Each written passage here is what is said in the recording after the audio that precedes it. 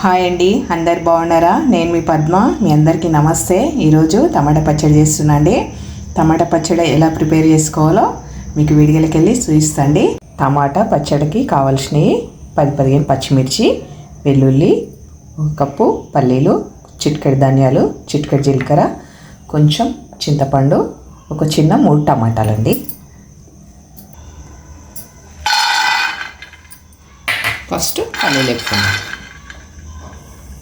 పల్లీలు చక్కగా వేగిపోయినాయి కదా, తీసేద్దాం.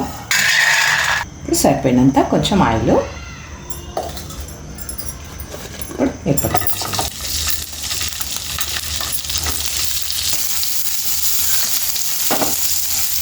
చూడండి, ఇట్లా చక్కగా వేపుకోవాలి. పచ్చిమిర్చి ఇంకొంచెం వేయాలి. చూడండి, చక్కగా వేగిపోయినాయి కదా పచ్చిమిర్చి. ఈ మాత్రం వేగితే సరిపోతుందండి. ఇప్పుడు చిటికెడు జీలకర్ర, చిటికెడు ధనియాలు, కొంచెం చింతపండు అండి,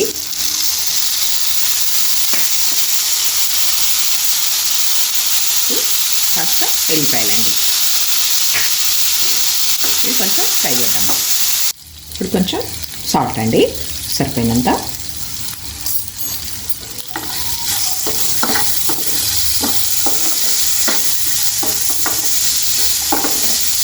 ఇది మాత్రం కొంతసేపు మిరపకాయలు ఫ్రై అయిన తర్వాత ఒక నిమిషము ఇవన్నీ వేసి ఇట్లా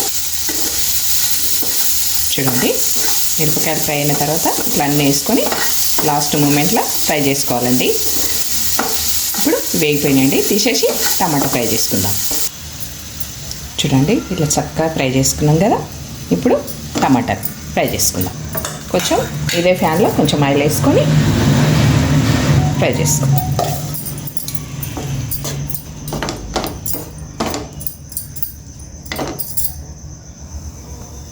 చూడండి, టమాటాలు కూడా చక్కగా మగ్గిపోయినాయి కదా. అందులో కూడా ఒక చిటికెడు సాల్ట్ అందులో కూడా వేసుకున్నాం కదండి, చూసి వేసుకోవాలి. ఇప్పుడు దీంట్లో ఒక చిటికెడు పసుపు, కొన్ని నువ్వులండి, ఇప్పుడు కొంచెం కొత్తిమీర అండి.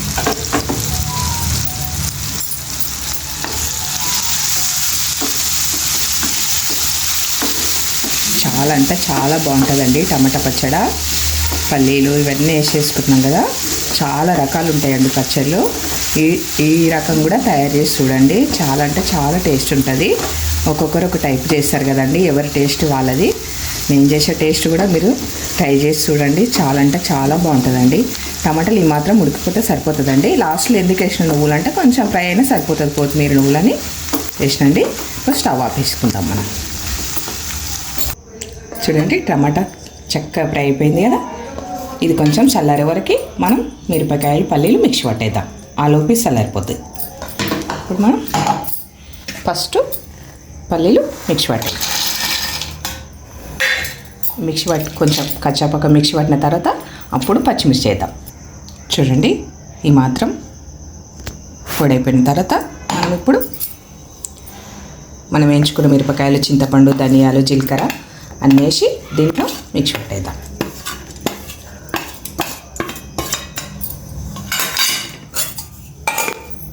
దీన్ని కూడా ఇట్లా మిక్సీ పట్టుకున్నాం కదా.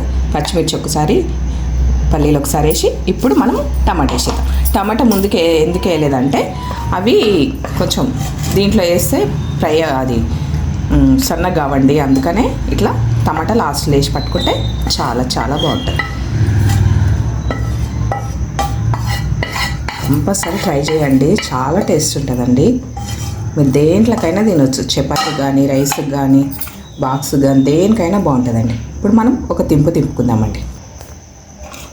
చూడండి ఎంత బాగుంది. మనకు గట్టి అనిపించినాక ఒక్క చుక్క వేడి వాటర్ వేసుకోవాలండి. చల్ల వాటర్ అసలు వేయదు, తొక్కు పాడవుతుంది. వేడి వాటర్ వేసుకొని కొంచెం మనం ఇంకొకసారి ఇట్లా తిప్పేసుకుంటే సరిపోతుంది. మనం గట్టిగా ఉండాలి కర్రీ అనుకుంటే, తొక్కు గట్టిగా ఉండాలంటే మీరు వాటర్ వేసుకోకుండా సరే. కొంచెం లూజ్ కావాలనుకుంటే కొన్ని వేడి వాటర్ వేయాలండి, చల్ల వాటర్ అసలు వేయద్దు. ఇప్పుడు మనం ఒకసారి మళ్ళీ తిప్పుకుందాం. చూడండి ఎంత బాగైందండి, చాలా బాగైంది కదా. మనం మెత్త కావాలనుకుంటే మెత్త చేసుకోవచ్చు, గట్టి కావాలంటే గట్టిగా చేసుకోవచ్చు అండి. ఇప్పుడు దీన్ని మనం తాలింపు పెట్టుకోవాలంటే చాలా అంటే చాలా బాగుంటుందండి. టేస్ట్ అయితే అదిరిపోతుందండి. తాలింపుకు సరిపోయినంత ఆయిల్ అండి అదే ఫ్యాన్లో.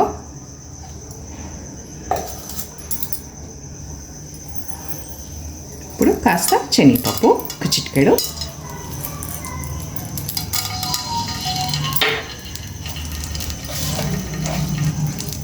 కాస్త జీలకర్ర, కాస్త ఆవాలు, కొంచెం మినపప్పు, ఎండుమిర్చి.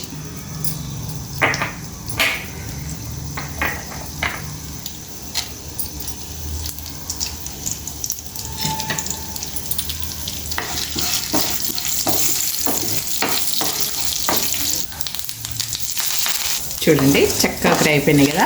పప్పులు నేను కొంచెం ఎక్కువనే వేసుకుంటాను అండి, మినపప్పు, శనగపప్పు. ఎందుకంటే ఫ్రై అయితే చాలా బాగుంటుంది. ఇది పచ్చళ్ళు వేసుకుంటే మనం తింటుంటే అన్నంలో కానీ చపాతీ కానీ పట్టి కింద తగిలితే చాలా టేస్ట్ అనిపిస్తుంది.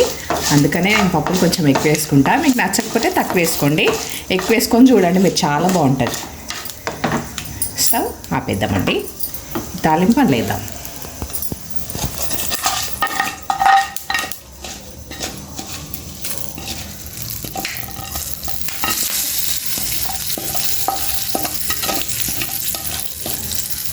చూడండి తాలింపు ఎంత బాగా వేసుకున్నాం మనం.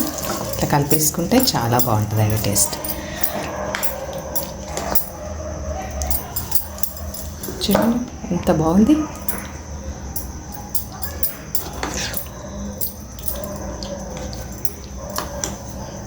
ఈ టమాటా పచ్చడి మీకు నచ్చినట్టయితే లైక్ చేయండి, షేర్ చేయండి, కామెంట్ చేయండి. నా వీడియో చూసేలా ప్రతి ఒక్కరికి ప్రత్యేకంగా ధన్యవాదాలండి. కంపల్సరీ లైక్ చేయండి.